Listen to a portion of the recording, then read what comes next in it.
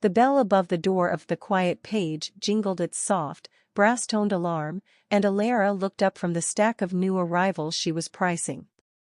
The autumn rain had started again, a persistent drizzle that turned the cobblestone streets of the coastal town of Seabrook into a shimmering, dark river. The woman who stepped in shook out a compact, black umbrella, sending a fine mist into the air around her.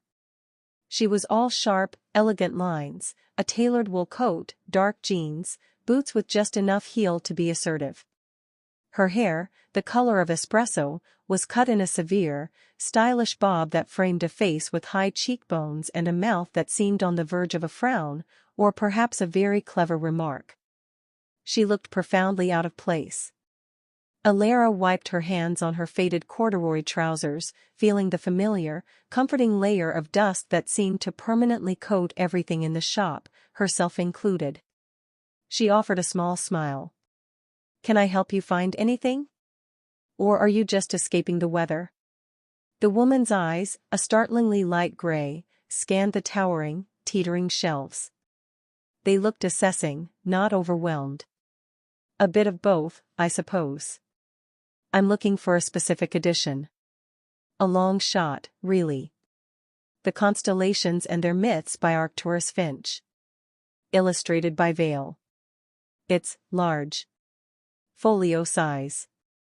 Alara's smile widened into something genuine. "The 1922 printing? Gold leaf on navy blue cloth, with the embossed celestial sphere on the cover?" The woman's perfectly composed expression finally cracked, revealing a flash of surprise. "Yes. That's the one. I have it," Alara said simply, enjoying the rare moment of being able to deliver such good news. "It's in the astronomy section. Follow me." She led the way through the narrow canyon of books, her own soft-soled shoes making no sound on the worn Persian rug. The woman's boots clicked decisively behind her. Alara stopped at a sturdy oak bookcase near the back, where the smell of old paper was richest. She knelt and pulled the massive volume from a lower shelf, grunting slightly with its weight. "Here," she said, placing it with reverence on a nearby reading table. The woman, Alara realized she hadn't given her name, approached the book not with greed, but with a kind of solemn reverence. She didn't grab it. She hovered her hands over the cover for a moment, then gently opened it.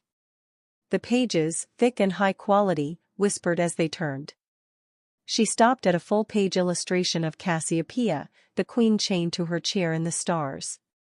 "I've been looking for this for 5 years, the woman said, her voice softer than it had been before, touched with something like awe. "The Vale illustrations they're not like the others. They have a darkness to them. A tragedy. Look at her eyes." She pointed to the queen's face. "It's not vanity you see there. It's regret." Alara leaned in, her shoulder almost touching the woman's coat. She'd owned this book for 2 years and had never seen that. She'd admired the technical skill, the beauty. But this stranger saw the story within the story. "You're right," Alara murmured. "I never noticed." "I'm Cass," the woman said, finally turning to look at her. Her gaze was intense, direct. "Alara. I own the shop." "It's a wonderful shop, Alara. It feels like a place time forgot." It didn't sound like criticism. "That's the goal," Alara said. "How much do you want for it?" Cass asked, her voice returning to its businesslike tone, though the softness remained in her eyes. Alara named a price. It was fair, but not low. A book like this was the shop's lifeblood. Cass didn't flinch. She simply nodded, pulled out a sleek leather wallet, and handed over a credit card. The transaction was done in moments. As Alara carefully slid the heavy tome into a sturdy paper bag, she felt an unexpected pang of loss. It wasn't just the book. It was the end of the interaction. "Will you be in Seabrook long?" Alara asked, trying to sound casual. Cass glanced out the window at the leaden sky. "A month. Maybe 2.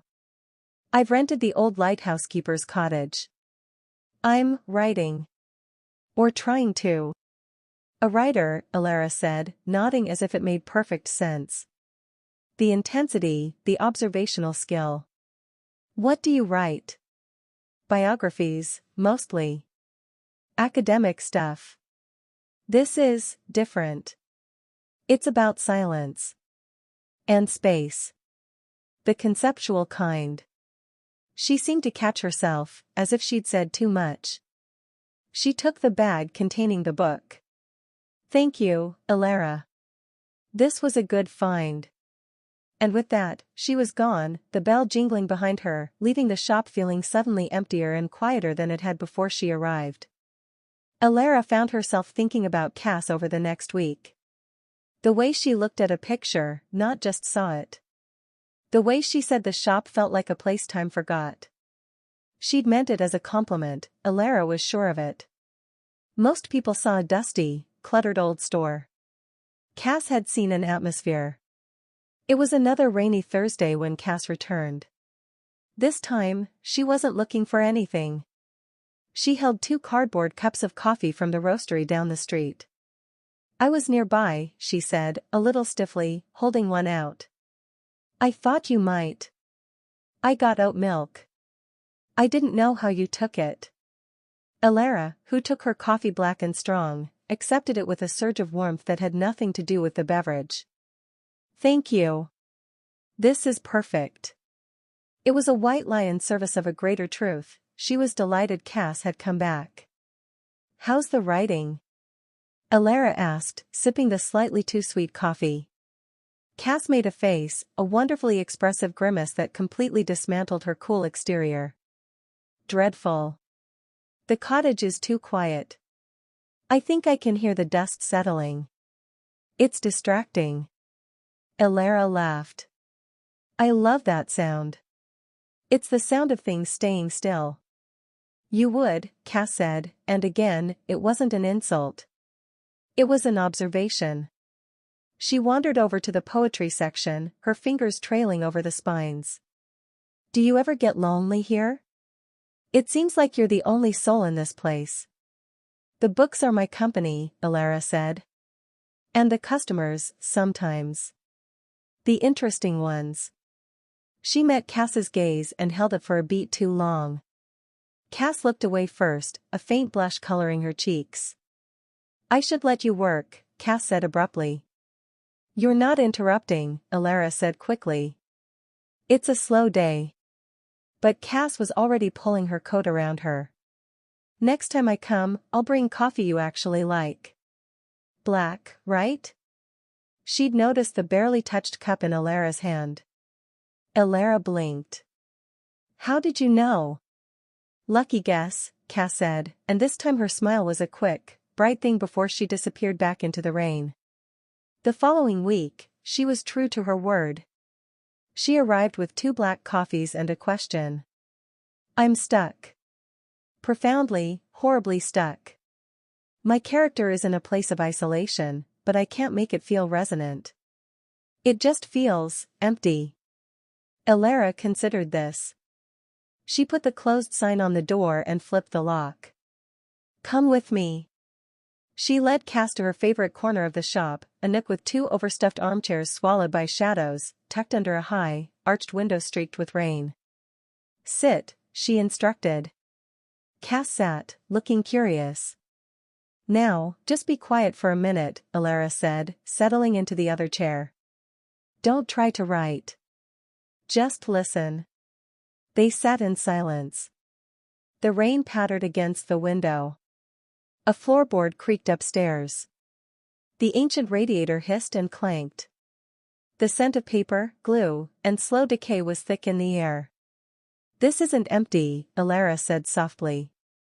It's full. It's full of the ghosts of all the stories that live here. All the people who have opened these books and left a little piece of their imagination behind. Isolation isn't an absence. It's a presence. It's the presence of only yourself, and that can be the loudest thing in the world. Cass was staring at her, her gray eyes wide. She didn't speak for a long time. That's it, she whispered finally. That's exactly it. The presence of oneself. She looked around the shop with new eyes. You see this place? You really see it. It's my home, Alara said simply. From that day on, their conversations became a ritual. Cass would arrive in the late afternoon, always with coffee, and they would talk. They talked about books, of course, but also about everything else. Alara learned that Cass was a professor on sabbatical from a prestigious university, that she was driven by a relentless intellectual curiosity that often left her emotionally drained. Cass learned that Alara had inherited the shop from her grandfather, that she'd left a corporate job in the city a decade ago and never looked back, that her life was built on a foundation of quiet contentment rather than ambitious pursuit. They were opposites, and yet, in the hushed world of the bookshop, they fit. One afternoon, Cass arrived looking frustrated. I've been trying to write about connection, she said, sinking into her usual armchair. Human connection. And I'm failing miserably. It all sounds so clinical. Maybe you're thinking about it too hard, Alara offered. It's not an intellectual concept. It's a feeling. And how would you describe the feeling? Cass asked, her tone challenging but genuinely curious. Alara thought for a moment, looking at Cass, the intelligent eyes, the hands that gestured so precisely when she talked, the slight wrinkle of concentration that appeared between her brows. She felt a sudden, terrifying impulse to be honest. It feels like finding a rare first edition you've been searching for your whole life, Alara said, her voice barely above a whisper. You don't just see the value. You feel a rightness. A sense of coming home. You want to protect it. You want to spend time with it. You know its value isn't just in its scarcity, but in the specific beauty of its contents. The shop was utterly silent. Cass had gone very still. The challenge in her eyes had melted away, replaced by something unreadable, something intense and vulnerable. Alara, she began, but her voice caught. I'm sorry, Alara said quickly, her courage failing. That was a silly metaphor. Forget I said. No, Cass interrupted, her voice firm. She leaned forward, closing the distance between their chairs. It wasn't silly. It was the most precise description I've ever heard. She hesitated, then reached out, her fingers brushing against Alara's where they rested on the arm of her chair. The touch was electric. Is that how this feels? To you? Alara's heart was hammering against her ribs. She turned her hand over, letting their palms meet. Cass's fingers were cool. Yes, she breathed. Isn't that obvious? A slow, real smile spread across Cass's face, transforming it completely. It reached her eyes, crinkling the corners. I'm an academic, Alara. We require cited sources. Primary evidence. Alara laughed, a shaky, relieved sound. She laced her fingers through Cass's. Is this evidence enough? It's a good start, Cass murmured, her thumb stroking the back of Alara's hand. But I think I'll require further study. Their first official date was 2 days later. Cass, in a show of uncharacteristic whimsy, insisted on planning it.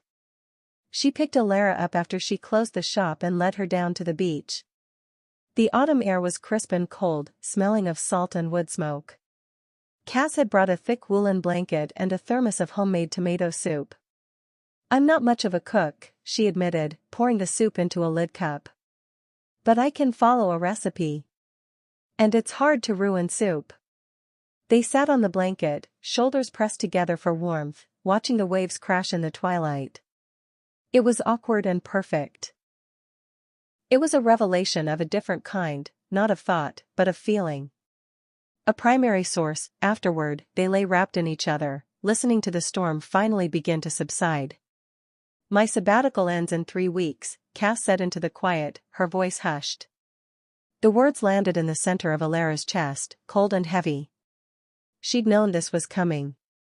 They'd never discussed the future, they'd existed in a beautiful, self-contained present. The real world, with its calendars and obligations, was intruding. Oh, was all Alara could manage. I have to go back, Cass said, and it sounded like an apology. My position, my life is there. I know, Alara said. Her life was here. In the dusty, quiet bookshop. On this storm-washed coast. She couldn't imagine Cass here forever. A woman like Cass needed a bigger stage, brighter lights. The thought was a physical ache. They didn't talk about it again, but the knowledge of the ending hung over their remaining days like a shadow. Their time together became more intense, more precious. Every touch, every laugh, every shared silence felt like a thing they were memorizing. The day before Cass was to leave, she came to the bookshop. It was time. Alara felt a sick dread in her stomach. This was where it had started. It felt fitting that it would end here, too. Cass looked around the shop, her eyes lingering on the poetry corner, the astronomy shelf, the reading nook. She looked heartbroken. I can't do this, Cass said, her voice thick. I know, Alara said, tears welling in her own eyes. It's okay. It was a beautiful story. We just reached the last page.